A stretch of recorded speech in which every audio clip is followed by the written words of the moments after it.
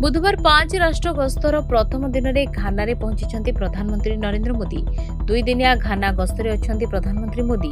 घाना विमान बंदर भव्य स्वागत करते राष्ट्रपति जॉन ड्रामानी महामा।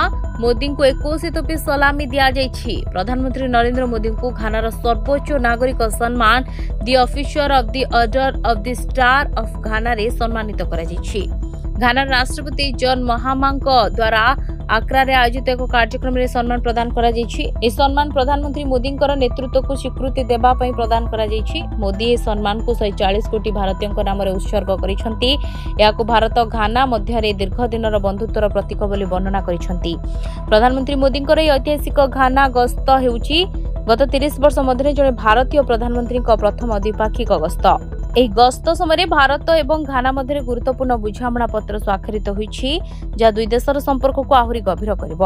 ଉଭୟ ଦେଶ ମଧ୍ୟରେ କଳା, ସଂସ୍କୃତି, ସାହିତ୍ୟ କ୍ଷେତ୍ରରେ ମଧ୍ୟ ଚୁକ୍ତି ସ୍ୱାକ୍ଷରିତ ହୋଇଛି।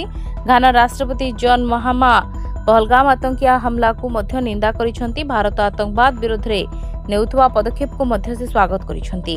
ମୋଦି ଘାନାର ଆକ୍ରାରେ ଯେଉଁ ହୋଟେଲରେ ଥିଲେ ସେଠାରେ ପହଞ୍ଚିବା ପରେ ଭାରତୀୟ ବଂଶୋଦ୍ଭବ ସଦସ୍ୟମାନଙ୍କୁ ତାଙ୍କୁ ବି ଭବ୍ୟ ସ୍ୱାଗତ କରିଥିଲେ। ମୋଦିଙ୍କୁ जुलाई 4 रे मोदी अर्जेंटीना गस्त करेंगे। यापर जुलाई 6 रे ब्राजिल रे थिबे। यापर साउथ आफ्रिकीय राष्ट्र नाम्बिया गस्त करी 10 रे स्वदेश फेरिबे। Bureau report Dinalipi live.